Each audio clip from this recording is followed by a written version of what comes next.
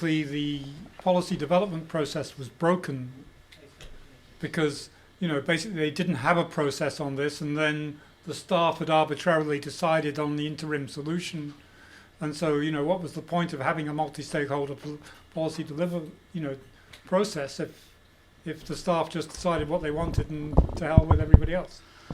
I don't really agree with Stephanie on that point. I do think that the process by which things go into policy development or into other buckets was broken.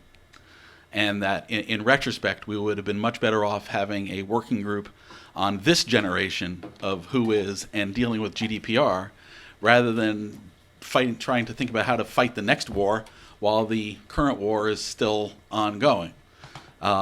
So the Whois, the next generation RDS group, was originally convened to talk about all sorts of technical and institutional issues around a next generation Whois process, but not particularly about GDPR.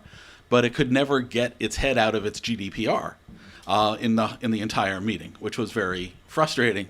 Meanwhile, as I alluded to, ICANN, I think, and this is what was broken, I don't think it's the policy development process, ICANN decided that the current issue of Whois and GDPR was an implementation issue, not a policy issue, and that they could then make that not go through the multi-stakeholder community, but then get dealt with by the ICANN organization, by the staff. In retrospect, and hindsight is always 20/20, we should have risen up in arms and said that the community needs to solve the problem that's in front of us and not get sent over into some sandbox over there to solve next year's problem or next decade's problem. As far as I know, the European DPAs have told ICANN to forget about it with their forbearance appeal. If they had gone through the whole multi-stakeholder development process, perhaps that would have been respected a bit more. Do you think so? Perhaps. I think that certainly the way that ICANN approached it was not great. I don't know what the DPAs, frankly, would have thought, because I still think they don't get ICANN, and I think they're influenced by those who don't want Whois to exist, which I think is unfortunate. And the DPAs, in a sense, are more like prosecutors than they are like neutral authorities. They are very invested in their own regulations. And I think they are perhaps even a bit besotted with their own power. But I think that if ICANN and the community had gotten their act together in a more productive way 2 or 3 years ago and not wasted the last 2 years talking about the next generation Whois, we would at least be in that good faith efforts toward compliance, which have generally been indicated without any specific promises of forbearance, as being something where the DPAs will give you the benefit of a little time. If it looks like you've been doing the right thing for a long time, right now it doesn't look like we were really doing the right thing for a long time. At ISOC-NY, we ran an event on Whois, Danny Younger did in 2008, where we convened, with board members and everything, and the thing was a irresolvable problem, privacy versus, the need to access information, and there was no solution, and it doesn't seem like there ever will be. I mean, apart from cloning Postel like a million times. Well, I guess part of the issue is why does this data need to be protected? And what are the issues that are really arising from having this particular set of information be publicly available? And then, what about? I mean, everybody hides behind proxies. You go, anybody's on GoDaddy, you never find out who they are. It just goes protected by GoDaddy. So right, or actually, Wild West Domains is their proxy, or domain. No, sorry, it's Domains by Proxy is GoDaddy's proxy. Wild West Domains is their bulk buyer server. But there are other privacy providers. But I will say that if you approach Domains by Proxy with a serious issue, they will. They will at least communicate with the domain holder, and they may actually drop the privacy proxy entirely if it's shown, for instance, that it's being used for abuse, malware, illegal activity. They are not in the business of protecting criminals on purpose, only when they don't know. I would think as an intellectual property lawyer that your important thing would be to be able to contact the people, and also in security things, so that there should be some mechanism whereby you can send a message to these people and it be confirmed, just like serving a writ or something, that person has received, and seen whatever you sent them without you even having to know who they are. Well, two of the major pillars for Whois are that are aspirational in nature are contactability and accuracy. And that's what you hope for. But sometimes contactability isn't the desire. Sometimes contacting them is the last thing you want. If, for instance, somebody is directing a botnet, you don't contact them and say, hey, we see we're a little concerned about your botnet. You want to be able to find out about where they are without contacting them. Same thing if you want to sue somebody. You don't necessarily want to call them up and say, hi, I'm suing you, because by the time you do that, the domain will be owned by a registrar who is on an island somewhere. But if they're infringing your copyrights or something, you want to have made reasonable efforts so that they are knowingly infringing your copyright or whatever it is. Well, those efforts can involve dealing with them directly, and that may work in certain circumstances. I had a situation, not a copyright situation, but a trademark situation, where I was working for a major educational publisher which published the link for their online materials for a series of textbooks. Unfortunately, they put it in .com and not .net where it was supposed to be. The .com was a porn site. I contacted the owner of that porn site because his information was in Whois, and I explained this, and within 10 minutes that site was down. He said, I am not in the business of, I have a lot of sites. I don't need this one site to be up. If this is in that book, in all those books that are now being handed to hundreds of thousands of school children, I'm taking my site down. I'll deal with it some other way. If I hadn't been able to contact him, who knows what would have happened, or if I had to have this go through a proxy provider who had to decide whether he would be contacted. So there are any number of issues and reasons. So I don't want to make this a two-man conversation, a two-person conversation. We need more women in here, by the way.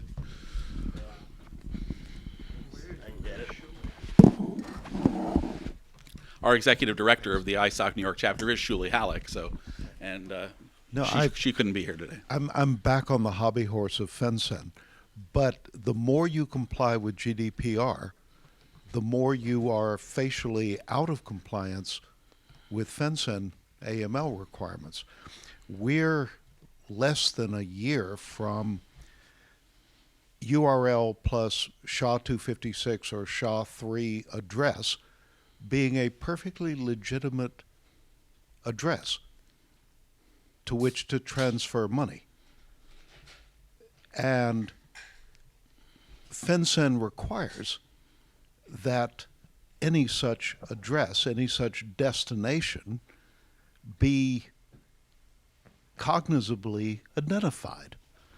And GDPR would prevent the very data which FinCEN demands in order to prevent the address itself from being blacklisted under anti-money laundering regulations. Now, in all fairness, GDPR isn't quite the blunt instrument that we all take it to be, in part because nobody's actually figured out how to deal with it. There are a list of 6 or so justifications for processing, which could include public display of the data, and they include a legitimate interest, which needs to be basically calculated, if you will, contractual obligation, legal obligation, health and safety, and consent of the data subject. And if you can get any of those, if you believe that any of those apply, then you should be able to make the information public. The problem is that right now GDPR is being treated like a blunt instrument, as if every use of Whois, or at least every public display of it, was an illegitimate, unjustifiable use. And so what's going to happen is that those who want to participate in the financial marketplaces are basically going to have to either contractually or by consent or some other way communicate that they need to be foundable, found, and if it's not through Whois, it'll be some other database. A great many of them actually would prefer anonymity. Yes. Would prefer to invoke GDPR as their defense against FinCEN AML requirements. And, who decides such issues? And on what basis? Following what process? Yeah. We're in completely uncharted territory here. I mean, once upon a time, a bank account was tied to some physical entity. There is no technical reason at this point why the equivalent of a bank account should be anything other than a URL plus a SHA-256 or a SHA-3 wallet. Well, I think what's happened is that data protection really over a relatively short period of time, and this concept of this type of privacy, which really started in Germany less than 25 years ago, has taken over and has gotten way out in front of many other worthy concepts. So there's no balance right now.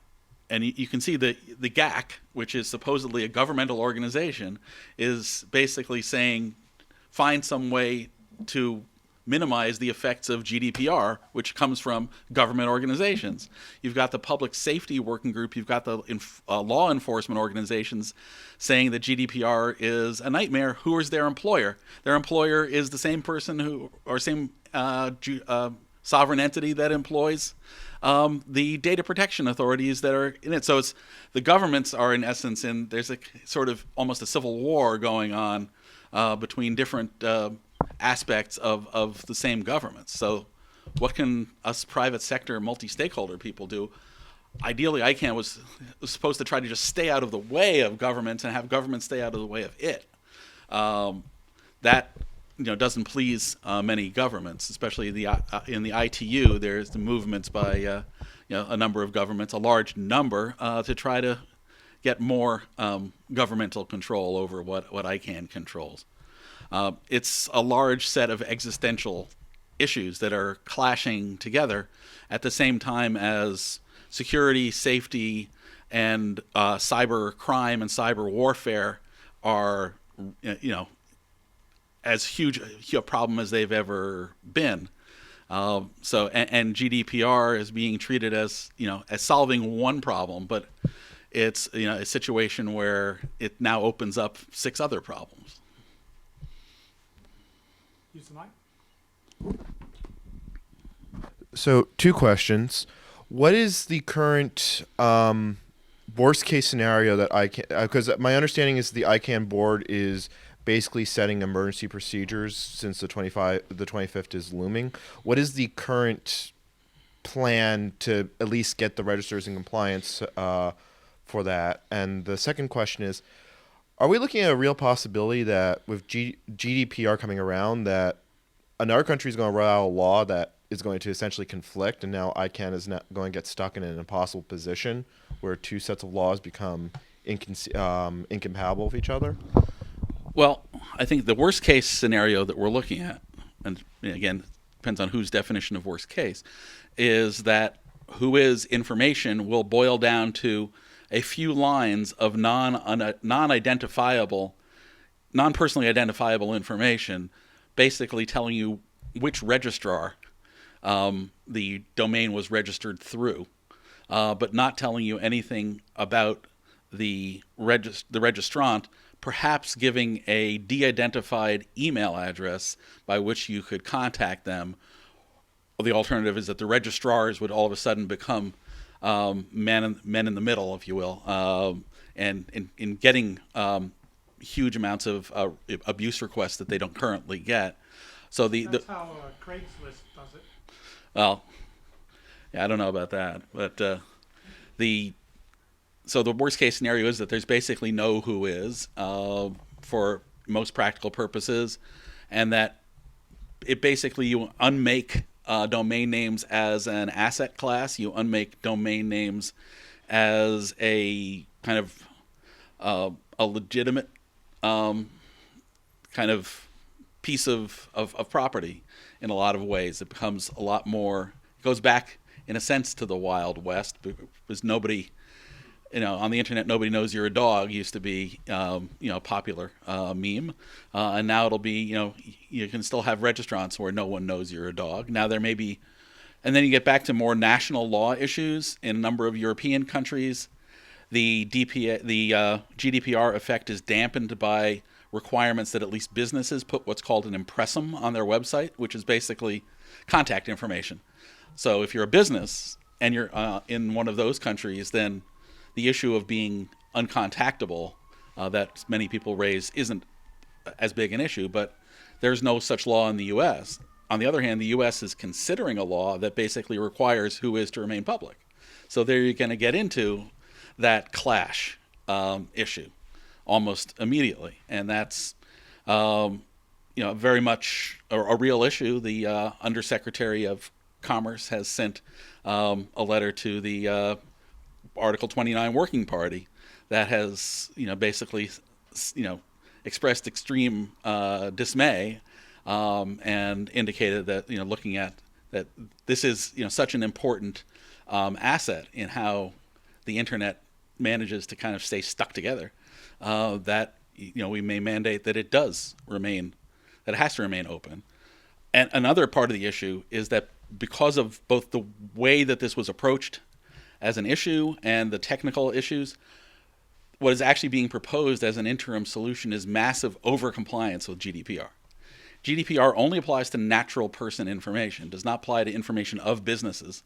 Now, there is the issue of natural person information within business information, but that can be dealt with, for instance, by roles-based email addresses. It does not protect non-GDPR data subjects. But registrars and registries have never really sorted out their clients. The registrants are not sorted by this is a business, this is not a business. They've not been sorted by this one is an EU data subject, this one is not an EU data subject. And so .NYC, which you have nexus to the city or yes, right. So there you have some nexus, you have some of the geographics that are where at least you can know what country they come from, and then you also have things like .co, .uk versus others where there is a kind of a subset where only businesses register. .com may have been intended to be that, but obviously it's not. So basically, what you have is imagine a box of 4 boxes, and one box is intended to be protected by GDPR. That is a box of natural persons who are EU citizens or permanent residents. You have another box which is businesses that are in the EU. They're getting protected even though they're not protected by the law. And then you have non-EU natural persons. They're being protected too, and non-EU businesses, because it's basically they're throwing the baby out with the bathwater. Or as they used to say in the bad old days of Vietnam, kill them all and let God sort them out.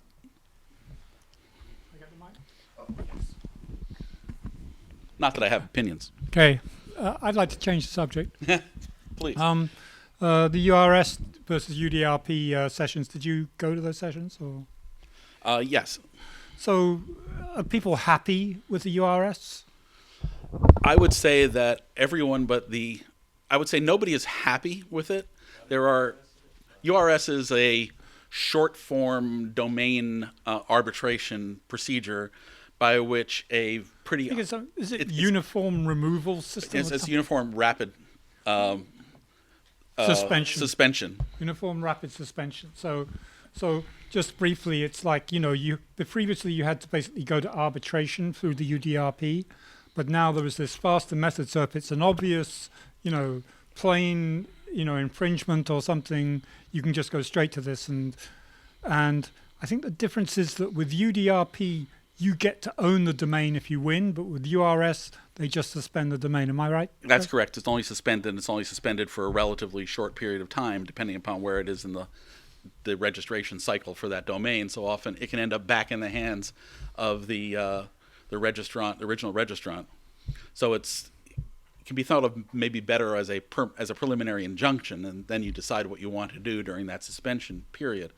I would say that many in the trademark community would prefer alternatives to suspension that actually would involve transfer, at least under certain circumstances. They always have the option to go to UTRP, even if that option exists. That option, even though URS might have carried out in the short term. Yeah, you can actually you can use URS as a kind of freezing factor, and then go after them in UDRP, and there are people who do that.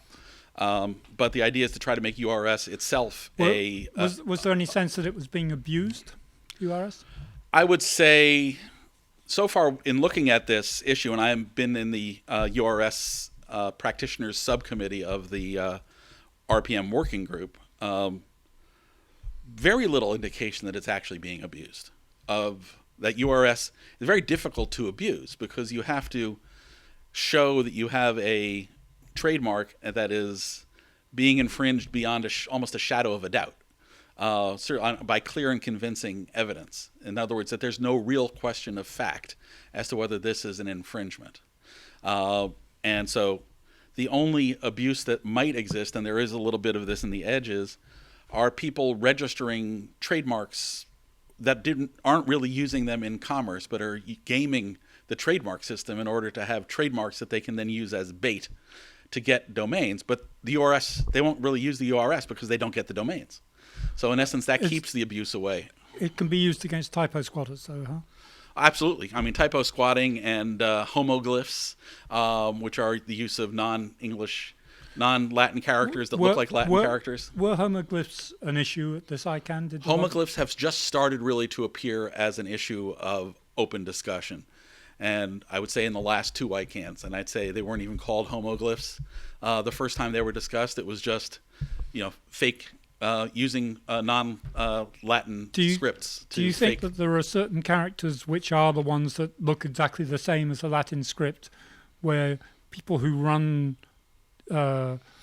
generic domains are going to have to put that through an extra level of verification or something before, if it's the same? Well, that gets at a much larger issue. I mean, it's almost going back to the days of when they were going to have the general trademark list. Yeah. Do you know what I mean? Right. Basically, the larger issue is that domain names are sold instantaneously and automatically by registrars.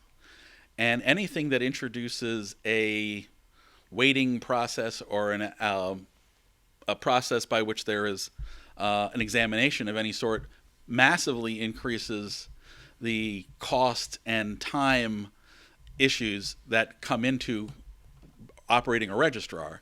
So if you think that you can get a domain for $10 and have them decide whether you deserve it, that's not going to happen because you can't do it on $10 or even $19. When they did the review of .nyc, I looked at the issues. One chap contacted me, and he had registered some obscene domain name, and so it came up to an issue where they didn't realize, and then when they found out about it, they suspended him, and they said, well, yeah, if you look, it's in our things that if you put in stuff that isn't up to these community standards or whatever it is, you've had it.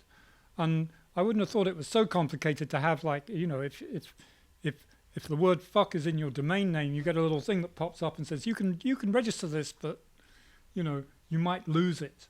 I mean he was pissed because there was just he was rightfully pissed. It turned out because they hadn't given him that notification. He said, Sheldon, they will always revoke these things after the fact if they have to.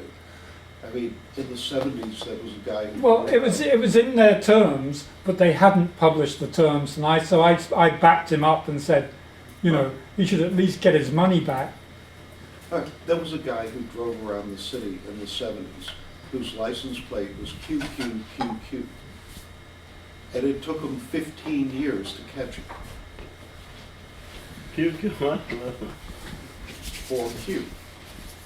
Okay, I'm trying to think if we've got anything else. Well, I would just say that the issue of scale is a little bit of a red herring, now that I think about it. When you mentioned .nyc, a lot of the new top-level domains have relatively small registrant bases, which is actually another issue, which is, did the new top-level domain program really succeed if many of the top-level domains that are new have only a few thousand or 10,000 or 20,000 registrations, and not the hundreds of thousands or millions that were expected. Some of that is those that only have a few thousand are losing registrants. So, was .Horse a success? Some have been a success. .Berlin, definitely a success. .NYC, so was this a modest success. Was this a topic of discussion at ICANN 61? Well, I think at ICANN 61, there has been a discussion, but that's it's more hallway conversation or corridor conversation to make it more alliterative. Failing GTLDs. Yes, I think it's an issue that's in the back of people's minds. I think where it's getting discussed a little bit more thoroughly is in the... It was when they were doing the guidebook. Yes. I mean, people did talk about it a lot. And it is being discussed again in the new GTLD subsequent procedures group, because that's the one that's deciding how and when there should be new top-level domains. And so one of the issues is, how do you avoid, in essence, business failures, possibly even junk TLDs?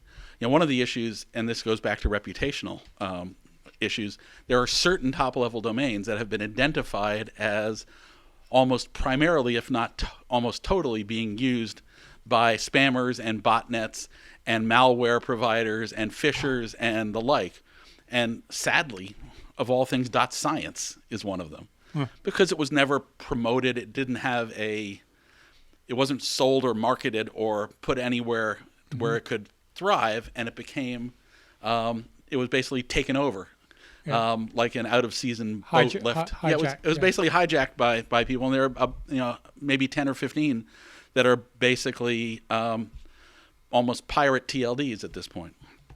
So it is a significant issue, and I think sometimes the policy community gets too stuck in its own little policy pockets to think about some of these issues, about whether this whole thing we're doing is good or bad, or how to try to make it as good as possible. I think it's the job of it at large to speak up about these things, and as we did in Fast Flux a few years back. I agree. At large is ultimately the voice of the end user.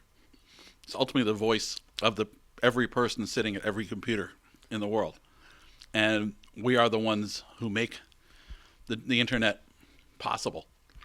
Or I would say who make it relevant. Maybe other people make it possible and other people try to make money off of it, but without end users who in some ways have no voice, there's no other than the Internet Society, which is an organization of end users, and At Large, which is the advisory committee and structure by which end users funnel into the internet, into ICANN. There really is now no voice. Now the governments, one of the things that governments love to tell you is they are the voice of the end users. Public interest, yes. Yes. Yes.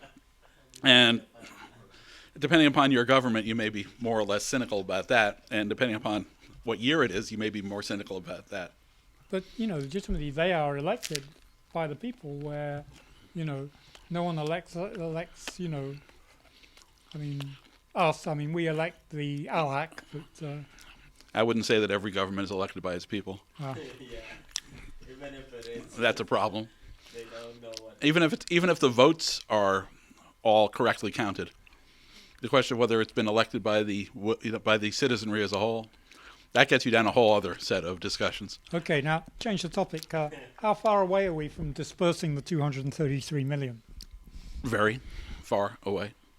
At least it must be growing with interest. Well, it is growing with interest. Another problem of interest is that ICANN is interested in it as a way to shore up its reserve fund. Yeah. Because its reserve fund is about a quarter the size that it should be for nonprofit good governance purposes, which Laurie Schulman, the former treasurer of the intellectual property constituency, was repeatedly pointing out, and that has gotten a lot of traction lately. The issue, but not the solution, was noticed by IPC. And even if they roll out another generic TLD round, it's not going to be the same cash cow it was last time. Well, that people hope it will be. You'll get another. It was the filing fees for the first round were about $333 million. So that would be nice.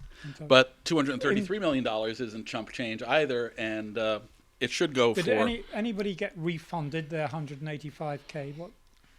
Yes, a number of people got refunded all or part of it by withdrawing their applications relatively early in the process.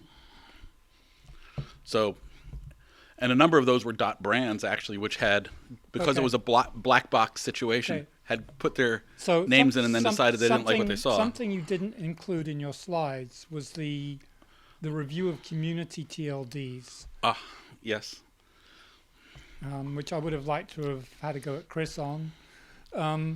Community TLDs are being discussed in a couple of different places, including the subsequent procedures. Yes, the group. process by which they were decided whether they would approve them or not. And we had, specifically .gay not being approved because they couldn't demonstrably prove that they were representative Of a community. of a community. The whole process by which they went through this community review process, was very broken in a lot of ways. And it is being reviewed by a review team, but that's still kind of in the oven. But it definitely was discussed at ICANN 61. And as I said, both in the review team context and in the context of in the next round or procedure, whatever it might be, for getting new TLDs out to the people. How will we deal with the concept of community? Did it even make sense to have a community concept in this? The issue was, if you applied as a community, it really only became relevant if there were multiple applicants for the same TLD. And then if all of you were judged to be representatives of the same community, well, that's an oxymoron. You can't all be, one would think. So whichever one got judged to be the community representative would win because there was a community preference. Or if it was a community versus a non-community applicant, there would be the community would get the preference. In dot music, right? Well, God knows what's happening in dot music. I mean, I think there are two organizations that have been duking it out, and both claiming that they are representatives of the community. And I think one was found to be a community and one wasn't. And the one that wasn't has been fighting tooth and nail to be kind of let back into the process. But the whole issue of whether communities should be given this kind of formal preference that only comes in at a time when it doesn't, if you're the only applicant and you say you're a community, it basically is irrelevant. You may have a few more public interest commitments, but you probably should have had those anyway. The issue is only basically that it becomes a get out of jail free, a golden ticket. And anytime you create a golden ticket, you're creating a trump card. I would prefer not to mention that word, but yes, it is. It trumps every other applicant. And anytime you do that, the opportunities for gaming and the stakes being as high as they are, it's not going to be pretty. And the organization that they had, one of the issues was that both these reviews and objection processes were created for the first time, and creating basically a series of quasi-judicial or quasi-review processes without any precedent, without any appeals mechanism, any real oversight mechanism, any precedent-setting regularization mechanism, so that disparate cases or similar cases didn't get disparate results. None of that was built into the system. So it was basically very much a first-gen system. Was almost, whether it was even in beta is kind of questionable. Okay. And .Africa is resolved, is it? .Africa seems to finally be resolved with the long time hopeful to the throne not getting it, and the organization that was ultimately supported by the African Union getting the right to run .Africa.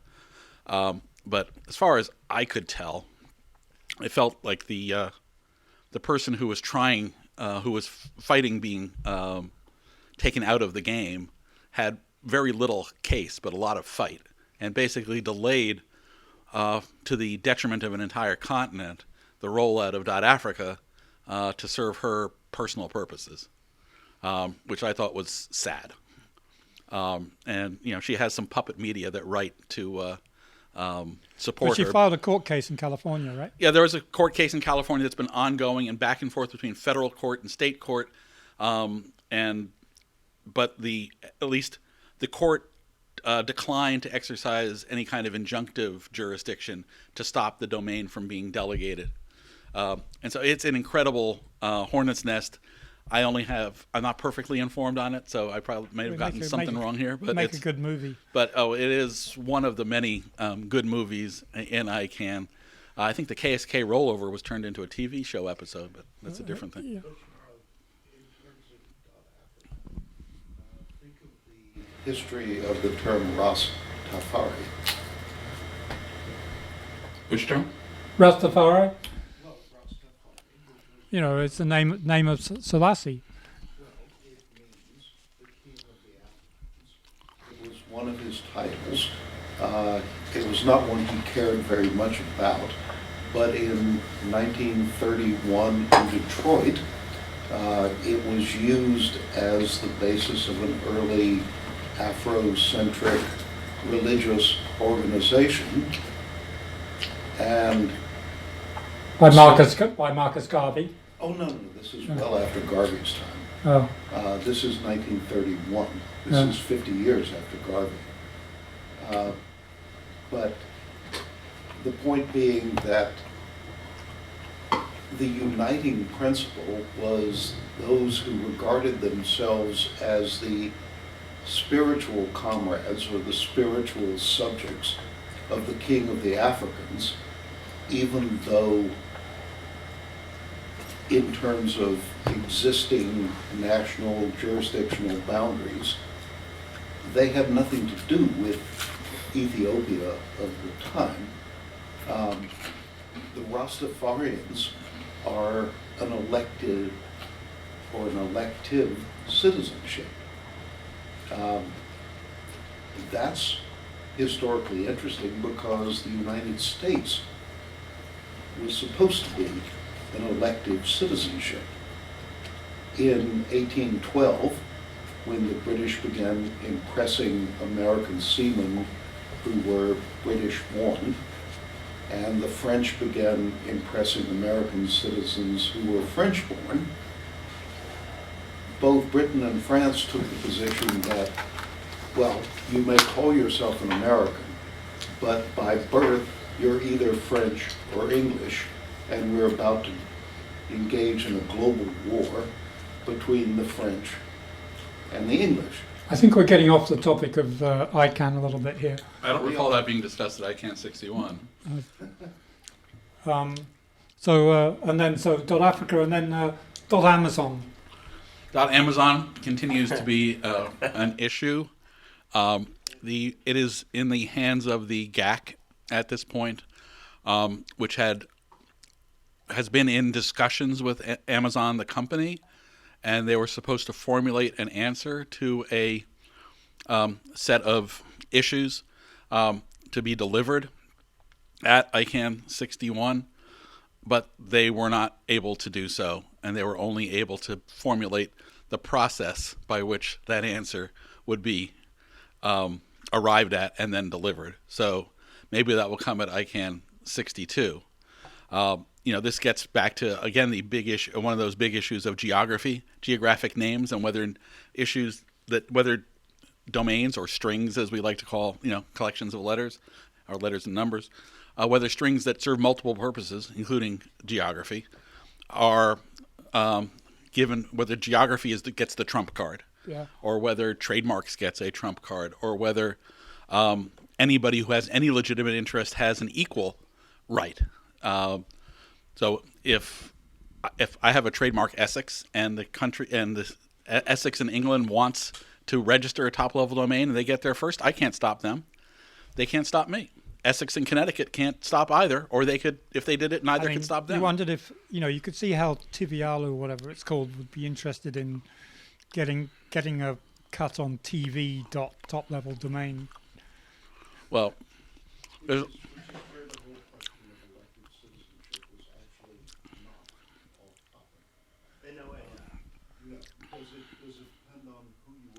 as or what you choose to be. To me, it's more of an identity thing, really. Precisely.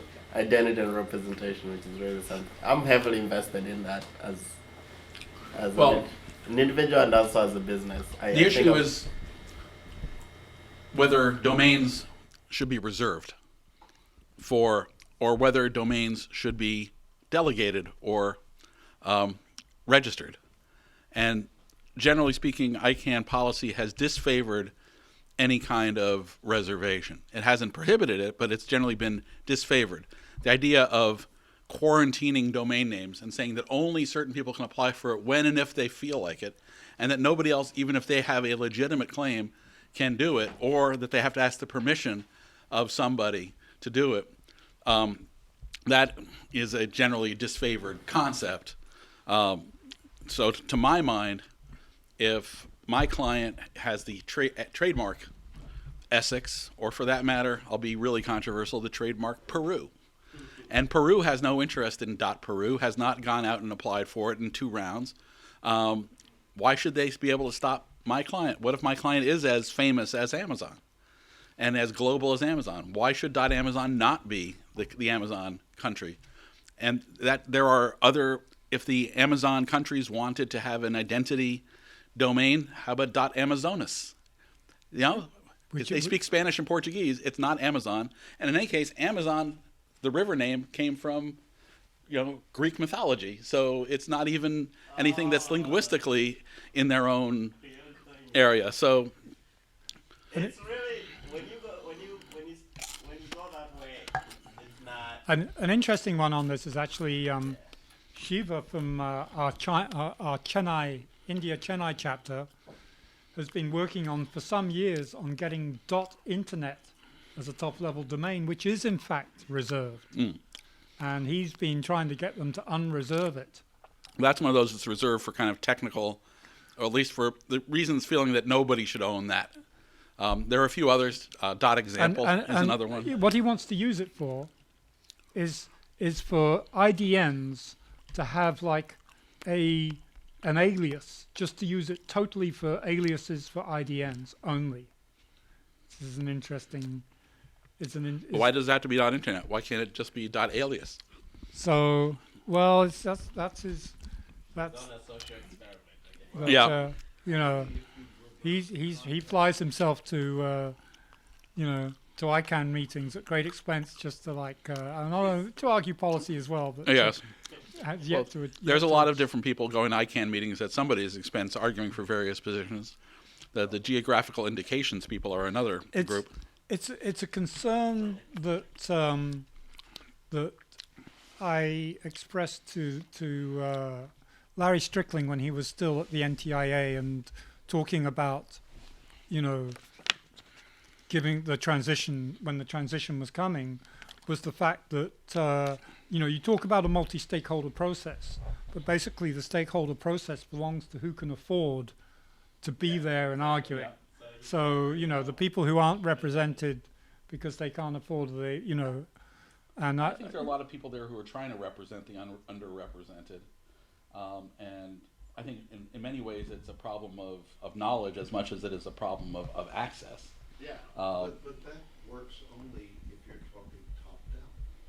It's equally valid to talk bottom up. Think how Java namespaces work.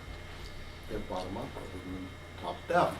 So if .internet, within the context of these subdomains, which had superclassed it from their own coalition of the willing, was one thing, and within a different context from another group of subdomains which had superclassed it within a different context, that's not that hard to do. We can deal with that. Well, isn't that what they call balkanization? Well, how do you deal with a single root at that point? That's all right. You need to come to my markup talks. I'll bring in a small tree, an ent, in fact, and I will ask him, how many roots do you have? And he will say, why is that a question? And I will say, well, the basis of the Aristotelian taxonomy is that you have only a single root. And he will say, no, I have as many roots as I have leaves. well, It's a question of whether you traverse up the tree or down the tree, whether you use inductive reasoning or deductive reasoning. I thought I was ready for ICANN. Clearly. Oh, this is beyond ICANN. This makes ICANN look like a walk in the park. Actually, a tree is defined as like two trees joined to another tree. It's fun. Well, there are some trees which are actually, they look like a forest, but they're actually only a single tree because they're all connected. Yeah, you mean like disjoint sets? Or? In the markup world, that's called growth. So it's interesting you actually bring up Java here because I've done a fair bit of Java work and I've had namespace collisions, and that's horrible when it happens because the only way you can solve it is get someone to change or decompile people's jars. The fundamental concept of the internet is there is one authoritative set of names derived from the root zone. Put it very bluntly, the internet depends on this concept. The moment you get into a world of multiple roots, a lot of things would break without, horribly. I mean, email would not work reliably. You essentially have to rebuild the internet from the ground up. You would essentially be throwing out the internet. Yeah. I mean, there's always a question of whether there could be a next internet, a new internet, or a new internet if Jin Yang gets his way. So there's all sorts of questions. And I will say this about that, free advice. If somebody can figure out how to apply blockchain to either the issue of name uniqueness or to the issue of Whois or both, they'll be way ahead of the game.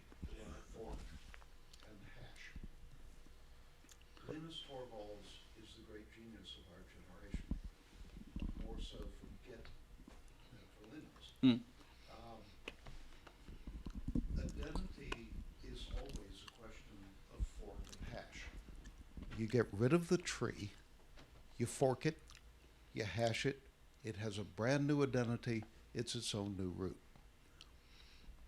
But how does that work in a world of email where it's required? So let's take this legitimate example. Let's assume for a moment that Brazil, Amazon the company, and a Greek mythology group all decide to claim .amazon and all fork 3 different ways. Now you're in a world that...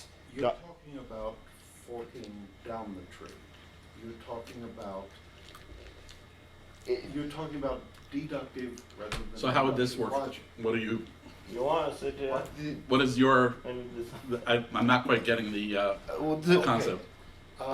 Domains X, Y, and Z, superclass, a root. That root exists within the context of the union of X, Y, and Z. Domains A, B, and C, superclass, the same lexical root. That All you're doing is adding another top-level domain to the system. No, I get where he's coming from. You're essentially saying that the register fork up can be forked up so Fork multiple down. people can register to second-level domains. Is this That's right. Fork up rather than fork down. Okay. Now that we've finally figured out the lexicon of where we're going here, that's to an extent I understand where you're coming from, but there's also certain generic top-level domains that are very topic limited. Actually, let's go back before the last 2 rounds. Let's go to .museum, which was one of the very first top-level domains added after the initial 7 and the CCTLDs. That one was limited to a very small set, and if I remember correctly, ICANN rules for .museum is that's to be accredited with these agencies. When you deal with a fork domain, some of the groups that have like community top-level domains, they should be able to say who is and isn't. Like imagine if you had a, excuse me. Simple. This is a world of no authority. This is a world of... There are restricted TLDs. Well, you are talking about a restricted TLD within the context of ICANN. But there are within the context of ICANN. Right. I mean, ICANN is entirely voluntary. Right. No one. Right. There's no rule which says that you have to use it. Right. The reason everybody uses it is because you can reach everybody else. But to use like George, Facebook. George Bush's infamous phrase, the coalition of the willing, instead of the coalition of the willing who make up ICANN and who fork a TLD from their namespace, you can have X and Y and Z, who fork a superclassed domain which unites them. So multiple icons. Well, we're actually talking about a world of no authority. Yeah, but still, who's managing the forking process and the Nobody. it's automatic? Well, how do you handle a name collision then? How would there be a name collision? Wrapping up or How would there cleaning be up a here name in, collision? Look, if Dot Museum, in the Rothenberg. as a fork If you- of if the there's any union quality, of we'll X leave it and to Y and somewhere Z, where it is. Right. has a lexical collision with Dot Museum as the fork of A and B and C, there is no taxonomic collision. Except what happened. Technically, no. Yeah, I don't think we're going to be able to come to a viewpoint here, an agreement here. So maybe we should let this topic rest because I think we have drifted so far off the original All right. point. I suggest to you that this is where not only where blockchain is going, but where blockchain will end up within 6 months' time. I can see that. I definitely, yeah, I think the whole concept of identity to me, the fact that we always think of identity last and security last seems like the dumbest thing we've ever done. And I understand why, because security is difficult to think about first. But it should always be the first thing we think about. Like, that's how we live lives. You start with your name when you're born. Or you're like, you know, here you have such... You don't, though. Well, you have your social security system here, which is actually much more advanced than other countries without national IDs. So I think You start with a breath. you start with a breath. No, you're given a name even before you're born, if we push back. But the reality is, like, we wait until we have a mess of information before we start categorizing it, as opposed to starting with a very simple ID or naming system that we already know works. So it's just a matter of process. I don't think it's like a complicated technical thing. It's just changing how we do things or how we prioritize specific steps when we're designing systems. Because if we wait for the lawyers or the government, they're always going to get it wrong because they won't care about technology. Oh, I think the lawyers do. At least some of them do. But Yes. You know, at the moment, I mean, we may see it, and blockchain may change everything, but at the moment, it's the paradox of to have the internet, which is a totally distributed system, Now you need a single root, and that's the way it I works. definitely think. And there've been efforts, I mean, not least Paul Garin here in New York to set up alternative routes, Yeah. and even Robert Kahn, you know, is one of the co-founders of the Internet Right. Society, has been harping on about this for the last, Louis Pouzin. These people have been harping on about this for the last 10, 20 years, and nothing has taken hold over the current system, and which is why, you know, we have such, you know, why there are 200,000 people, you know, participating at the domains who are all, you know, what 200 million or whatever it is that are giving ICANN $100 million a year, you know, which pays for this whole, structure system, and but what's in, you know, and has given growth to this thing, which is unique in that it is a bottom-up multi-stakeholder organization that is under threat. you know, why we're worried. where, you know, that is not multilateral. It Yes. has to survive GDPR. yeah, well, that's one of the issues. Yes. And so we'll see. Well, Okay. Let's say it wouldn't be exciting if all these weren't conflicting things. Okay, right? so at that Fine point, I with think no I'm going to conflict. pull the Right. plug. Yes.